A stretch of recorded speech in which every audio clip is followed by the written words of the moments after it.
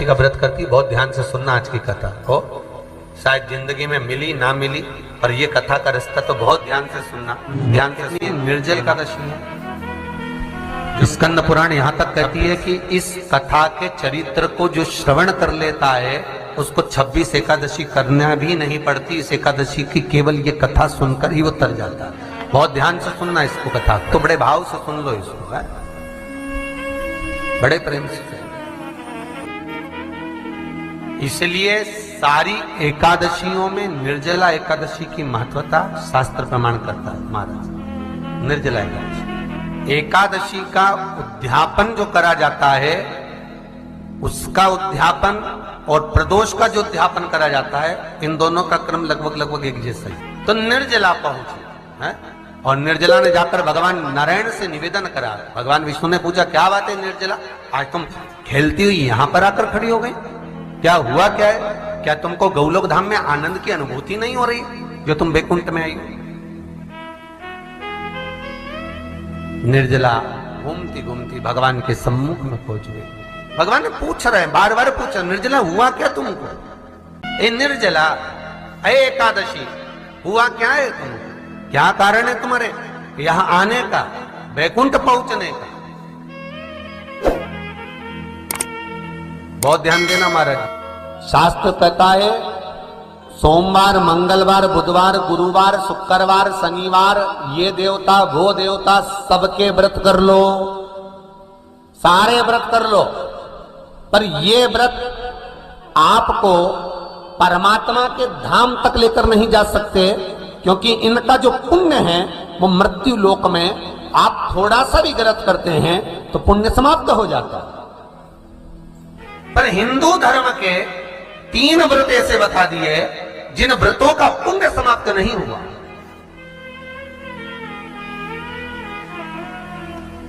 हिंदू धर्म के 3 व्रत ऐसे हो गए जिनका पुण्य समाप्त नहीं हुआ महाराज। क्यों? जिनका पुण्य प्रबलता में बढ़ता गया। पहले नंबर पर एकादशी, दूसरे नंबर पर प्रदोष, और तीसरे नंबर पर शिवरात्रि। एकादशी भी 26 है तो प्रदोष भी जम के बोलते जाओ 26 है। शिवरात्रि केवल 12, केवल 12, और अगर अधिक मास की पड़ जावे तो ये 13, और अधिक की आयु तो 13 है। तो यहां शास्त्र कह रहा है कि 3 व्रत हमारे यहां जिनका पुण्य समाप्त नहीं हुआ, जिनका पुण्य प्रबल हुआ, बड़ा। इसलिए आज भी माता एकादशी का व्रत करती है, और एकादशी का व्रत कर कर अगर कोई जीवात्मा को देते हैं, कोई मर भी गया तो उसको एकादशी का दान देते हैं। एकादशी का उसको दान दिया। महाराज निर्जला खड़ी, पूछा क्यों आई है, क्या कारण? निर्जला आई तब लक्ष्मी मैया उठकर निर्जला के करीब में गई। निर्जला बहुत सरल थी निर्जला। कहते हैं कामा एकादशी सबसे लंबी है। कौन सी एकादशी? कामा। फिर मोक्षदा उससे नीची है महाराज, और निर्जला जो है बिल्कुल छोटा स्वरूप है। निर्जला का मतलब देखा जाए तो केवल 2 चोटी करी हुई है। मस्तक पर भोर लगा हुआ है निर्जला के, माथे पर बिंदी लगी हुई है निर्जला के, सुंदर गले में तुलसी की मालाएं पहनी है निर्जला, हाथ में जो हाथ फूल जैसी माताएं पहले पहनती थी, आपको ध्यान में होगा, ऐसा बड़ा फूल होता था, अंगूठियां पड़ी होती थी, हाथ में ऐसा लगा रहता है। तो निर्जला हाथ फूल भी तुलसी के धारण कर, बड़ा सुंदर स्वरूप है माता निर्जला का महाराज। छोटी है तो माता लक्ष्मी उनके पास में गई और निर्जला से जाकर पूछा, निर्जला तेरे आने का कारण क्या है, तू बता। नारायण आपसे पूछ रहे हैं कि क्यों आई हो, किस लिए आई हो, क्या है तुम्हारे आने का कारण? निर्जला ने कहा, मेरी विनती केवल इतनी सी है मां, कि मैं ये चाहती हूं कि मैं जीव के प्राण छूटने के बाद उसके प्राणों को जिस समय मैं लेकर जीवात्मा के प्राणों को परमात्मा तक भेजूं, वैकुंठ तक भेजूं, गौलोक धाम तक भेजूं, उस बीच में मुझे ले जाते समय कई नरक भी बीच में पड़ेंगे, कई स्थान ऐसे बैतरणी आदि का स्थान बीच में आएंगे, तो वो स्थान में मुझे रोका ना जाए, मैं सीधे भगवान के धाम पहुंच जाऊं। ऐसी कृपा, ऐसी दया।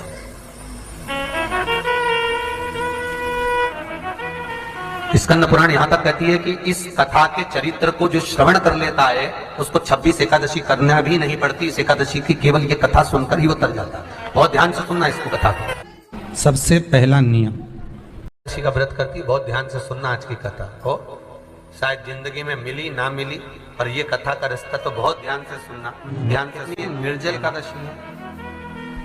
स्कंद पुराण यहां तक कहती है कि इस कथा के चरित्र को जो श्रवण कर लेता है उसको 26 एकादशी करना भी नहीं पड़ती। इस एकादशी की केवल ये कथा सुनकर ही वो तर जाता है।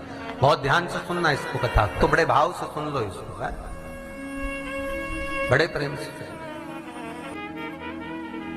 इसलिए सारी एकादशियों में निर्जला एकादशी की महत्वता शास्त्र प्रमाण करता है महाराज। निर्जला एकादशी, एकादशी का उद्यापन जो करा जाता है उसका उद्यापन और प्रदोष का जो उद्यापन करा जाता है, इन दोनों का क्रम लगभग एक जैसा ही। तो निर्जला पहुंची है और निर्जला ने जाकर भगवान नारायण से निवेदन करा। भगवान विष्णु ने पूछा, क्या बात है निर्जला, आज तुम खेलती हुई यहां पर आकर खड़ी हो गई, क्या हुआ, क्या है? क्या तुमको गौलोक धाम में आनंद की अनुभूति नहीं हो रही जो तुम बैकुंठ में आई हो? निर्जला घूमती घूमती भगवान के सम्मुख में पहुंच गई। भगवान ने पूछ रहे हैं, बार बार पूछा, निर्जला हुआ क्या तुमको? ए निर्जला, ए एकादशी, हुआ क्या है तुमको? क्या कारण है तुम्हारे यहां आने का, बैकुंठ पहुंचने का? बहुत ध्यान देना महाराज। शास्त्र कहता है सोमवार, मंगलवार, बुधवार, गुरुवार, शुक्रवार, शनिवार, ये देवता वो देवता सबके व्रत कर लो, सारे व्रत कर लो, पर ये व्रत आपको परमात्मा के धाम तक लेकर नहीं जा सकते, क्योंकि इनका जो पुण्य है वो मृत्यु लोक में आप थोड़ा सा भी व्रत करते हैं तो पुण्य समाप्त हो जाता है। पर हिंदू धर्म के 3 व्रत ऐसे बता दिए जिन व्रतों का पुण्य समाप्त नहीं हुआ।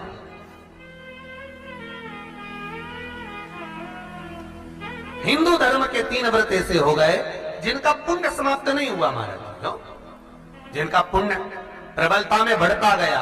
पहले नंबर पर एकादशी,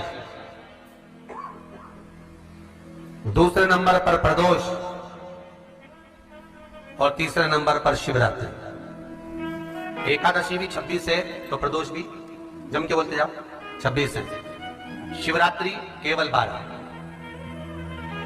केवल 12, और अगर अधिक मास की पड़ जावे तो ये 13, और अधिक की आयु तो 13 है। तो यहां शास्त्र कह रहा है कि 3 व्रत हमारे यहां जिनका पुण्य समाप्त नहीं हुआ, जिनका पुण्य प्रबल हुआ, बड़ा। इसलिए आज भी माता एकादशी का व्रत करती है, और एकादशी का व्रत कर कर अगर कोई जीवात्मा को देते हैं, कोई मर भी गया तो उसको एकादशी का दान देते हैं। एकादशी का उसको दान दिया। महाराज निर्जला खड़ी, पूछा क्यों आई, क्या कारण? निर्जला आई, तब लक्ष्मी मैया उठकर निर्जला के करीब में गई। निर्जला बहुत सरल थी निर्जला। कहते हैं कामा एकादशी सबसे लंबी है। कौन सी एकादशी? कामा। फिर मोक्षदा उससे नीची है महाराज, और निर्जला जो है बिल्कुल छोटा स्वरूप है। निर्जला का मतलब देखा जाए तो केवल 2 चोटी करी हुई है। मस्तक पर भोर लगा हुआ है निर्जला के, माथे पर बिंदी लगी हुई है निर्जला के, सुंदर गले में तुलसी की मालाएं पहनी है निर्जला, हाथ में जो हाथ फूल जैसी माताएं पहले पहनती थी, आपको ध्यान में होगा, ऐसा बड़ा फूल होता था, अंगूठियां पड़ी होती थी, हाथ में ऐसा लगा रहता है। तो निर्जला हाथ फूल भी तुलसी के धारण करती, बड़ा सुंदर स्वरूप है माता निर्जला का महाराज। छोटी है तो माता लक्ष्मी उनके पास में गई और निर्जला से जाकर पूछा, निर्जला तेरे आने का कारण क्या है, तू बता। नारायण आपसे पूछ रहे हैं कि क्यों आई हो, किस लिए आई हो, क्या है तुम्हारे आने का कारण? निर्जला ने कहा, मेरी विनती केवल इतनी सी है मां, कि मैं ये चाहती हूं कि मैं जीव के प्राण छूटने के बाद उसके प्राणों को जिस समय मैं लेकर जीवात्मा के प्राणों को परमात्मा तक भेजूं, बैकुंठ तक भेजूं, गौलोक धाम तक भेजूं, उस बीच में मुझे ले जाते समय कई नरक भी बीच में पड़ेंगे, कई स्थान ऐसे बैतरणी आदि का स्थान बीच में आएंगे, तो वो स्थान में मुझे रोका ना जाए, मैं सीधे भगवान के धाम पहुंच जाऊं। ऐसी कृपा, ऐसी दया।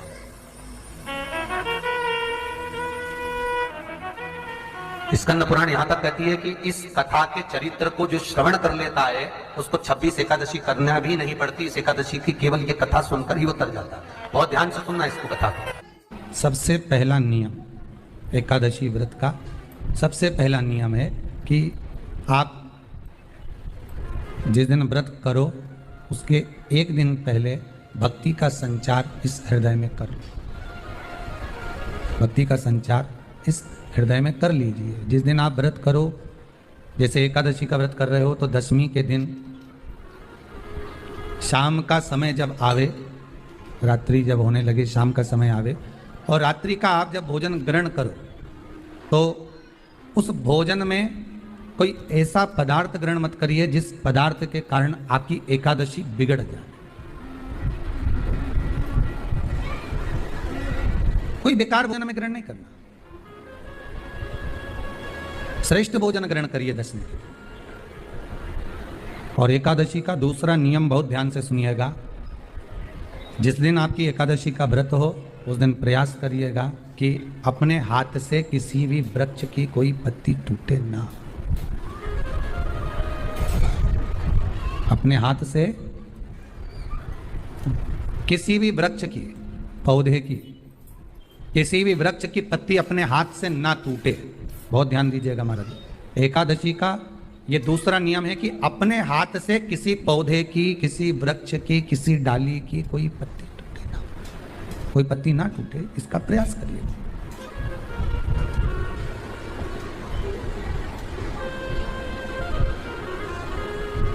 कितना सुंदर व्याख्यान कहा है, कितना सुंदर वर्णन है महाराज कि मात्र एकादशी का व्रत कर लेने पर, मात्र एकादशी का व्रत कर लेने पर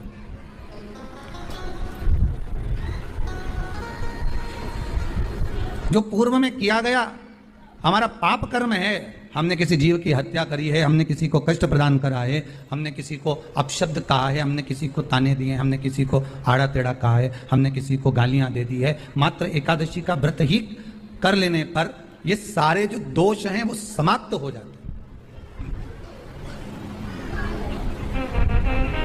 सारे दोष हमारे समाप्ति पर आ जाते हैं। अब एक विचार करिएगा थोड़ा सा अपने मन में, अपने चित्त में, अपनी वृत्ति में एक बात उतारिएगा, एक अपने मन में एक बात को उतार कर रखिएगा कि आप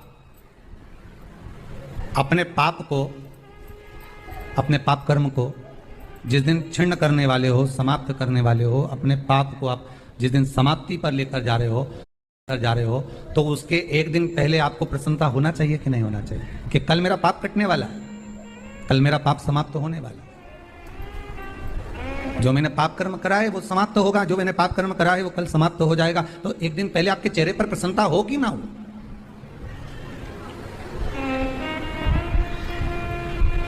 और चेहरे पर वो प्रसन्नता आपके आना चाहिए कि कल मेरा एकादशी का व्रत है, आज दशमी है, कल एकादशी का व्रत है, तो कल मेरी जब एकादशी का व्रत रहेगा तो मेरा ना जाने कितना कितना पाप, कितना असत्य, कितना झूठ, कितना प्रपंच वो समाप्त हो जाएगा। इसमें मुझे प्रसन्नता हो, इसमें मुझे आनंदता हो।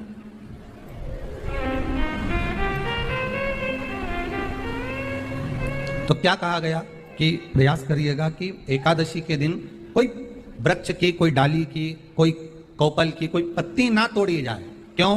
तो कहा अगर उस पत्ती को हम तोड़ देते हैं, वृक्ष की पत्ती को या क्यारे में लगी हुई कोई डाली की पत्ती को हम तोड़ देते हैं तो एकादशी का पुण्य फल प्राप्त नहीं होता, एकादशी का कोई फल हमारे खाते में नहीं जाता, पुण्य फल प्राप्त। अब फिर भले तुम चाहे तुमने मोरधन खाया हो, चाहे तुमने फिर चिप्स खाई हो, चाहे तुमने फिर व्रत का कितना ही सामान खा गए हो और तुमने सोचा कि आज मेरी एकादशी है, तो फिर उसका कोई फल प्राप्त नहीं है, उसका कोई सुख प्राप्त नहीं है आपको, फिर उसका कोई आनंद प्राप्त नहीं है आपको, तो उसमें कोई आनंद की अनुभूति आपको नहीं मिल रही। को याद रखिए, गौदान और एकादशी, श्रीमद वल्लभाचार्य जी ने मायावत का खंडन करा था जगन्नाथपुरी में, और श्रीमद वल्लभाचार्य जी ने कहा था एकादशी मरने के बाद मत दो, एकादशी जीते जी दो। कहा था कि नहीं कहा था?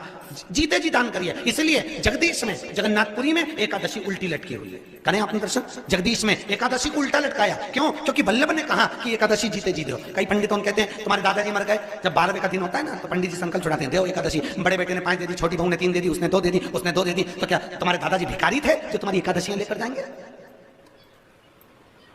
और तुम कौन होते हो दादाजी को एकादशी देने वाले? तुमने कौन सा इतने पुण्य कर लिए जो तुमने एकादशी दे दी? एकादशी के दान की महत्वता श्रीमद वल्लभाचार्य जी ने कहा कि कोई व्यक्ति अगर खटिया पर सड़ रहा है, पलंग पर तड़प रहा है, हॉस्पिटल में पड़ा हुआ है, तो निवेदन है कि उसको देखने जाओ तो अपनी करी हुई एकादशी में से 2 एकादशी का दान उसको तुरंत दे दो। क्यों? तो जिससे उसको मोक्ष मिल जाए, मरने के बाद नहीं। क्योंकि मरने के बाद तो वो 10वें के दिन, गरुड़ पुराण में लिखा है 10 दिन तक जीवात्मा घर की अटारी पे रहती है। कितने दिन? 10 दिन। 10 दिन के बाद जीवात्मा चली जाती है। कहां जाती है? उसको जहां जाना है। 3 दिन में उसको भोग भोगना पड़ता है जीवात्मा को। 3 दिन नरक का भोग भोगती है, उसके बाद स्वर्ग का भोग भोगती है। 18 दिन में ये प्रोसेस पूरी हो जाती है। कितने दिन? 18 दिन। 18 दिन के बाद में उस जीवात्मा को धान के खेत में पटका जाता है। किसके खेत में? धान के, चावल के खेत में। इसलिए कहते हैं एकादशी के दिन चावल मत खाओ। कहते कि नहीं कहते? और क्या कहते हैं? द्वादशी के दिन चावल खाना जरूरी है। एकादशी का पालना करना है तो द्वादशी को चावल का एक ग्रास खाओ, तब द्वादशी को चावल खाओगे तो एकादशी लगेगी। चावल नहीं खाओगे तो एकादशी नहीं लगेगी। द्वादशी को चावल खाना जरूरी है। क्यों कहते हैं? क्योंकि धान के खेत में जीव को छोड़ा जाता है, उस धान के खेत में, चावल के खेत में जीवात्मा रहती है। उसको चिड़िया खाती है तो चिड़िया के रूप में जन्म लेता है, मनुष्य खाता है तो मनुष्य के रूप में जन्म लेता है। इसलिए एकादशी के दिन चावल नहीं खाया जाता, क्योंकि एकादशी के दिन हम चावल खाएंगे तो जीव हत्या का दोष लग जाएगा। फिर कब खाना है? द्वादशी के दिन। द्वादशी के दिन क्यों खाया जाता है? क्योंकि हम एकादशी के व्रत करे रहते हैं और पहला घासा जब चावल का खाते हैं तो अपनी करी हुई एकादशी का पुण्य, जितने जीव हमारे मुंह में जाते हैं उनको उसका पुण्य मिल जाता है और उनका फिर जन्म नहीं होता, वो तर जाते हैं, उनको एकादशी का भाग मिल जाता है। इसलिए कहते हैं एकादशी को चावल मत खाओ, पर द्वादशी को खाइए। 10 दिन तक जीवात्मा है और आपने एकादशी कब दान दी? बोलो जम के। 12वें के दिन, 13वें के दिन आपने एकादशी का दान दिया, मिली उनको? अरे बोलो अच्छे से। कई कई तो अभी तक कर रही होगी, हमारे दादाजी के निमित्त की कर रहे हैं, कर ले। फिर वही वाली बात आ गई, गुलाब के फूल में पानी जारी है। एकादशी के दिन शंकर भगवान को चावल का दाना चढ़ाना चाहिए कि नहीं चाहिए? बीमार व्यक्ति से, कोई बीमार व्यक्ति है, बहुत रोगीला, उसको बहुत रोग है, शुगर है, बीपी है, थायराइड है, सब कुछ है उसको, और वो रोगीला व्यक्ति जब डॉक्टर के पास जाकर पूछे, डॉक्टर साहब मेरी तबीयत ठीक नहीं रहती है, मैं बहुत कष्ट में रहती हूँ, बहुत तकलीफ है शरीर में, और अभी सावन का महीने का व्रत आ रहा है डॉक्टर साहब, 1 महीना में व्रत करती थी पहले, करूं कि नहीं करूं? तो डॉक्टर साहब क्या बोलेंगे? बोलते जाओ जरा जम के। डॉक्टर बोलेगा कि आप व्रत मत करो।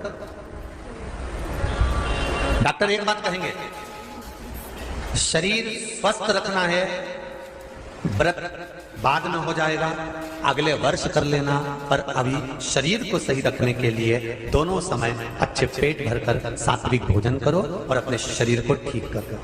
सात्विक भोजन अपने शरीर को, व्रत बाद में भी हो जाए, अगले वर्ष हो जाए।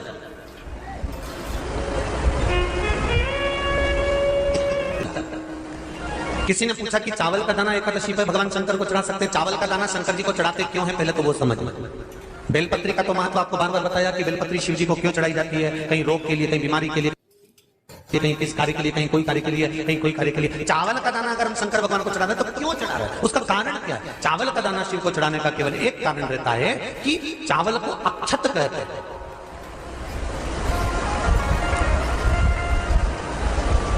अक्षत का मतलब होता है अक्षय।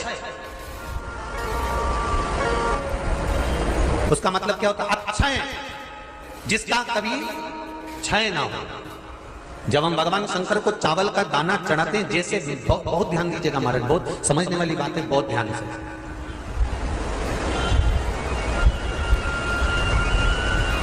चावल का दाना हमारे मस्तक पर तिलक करने के बाद पंडित जी क्यों लगाते हैं कि भगवान जैसा समय आज चल रहा है, आप पूजन कर रहे हो, पाठ कर रहे हो, दान कर रहे हो, पुण्य कर रहे हो, सत्कर्म कर रहे हो, भजन कर रहे हो, मेरा देव अधिदेव महादेव, मेरा नारायण, मेरा सत्यनारायण भगवान, मेरा राम जी, मेरा विष्णु जी, मेरा भागवत मैया, मेरी रामायण मैया, ब्राह्मण मस्तक पर तिलक लगाने के बाद चावल इसलिए लगाता है कि जैसा समय आज चल रहा है, भगवान तुमको ऐसा ही समय बनाकर रखे और तुम ऐसे ही 4 चांद लगाते रहो, दान पुण्य संकीर्तन करते रहो। इसलिए मस्तक पर चावल का दाना लगाया है।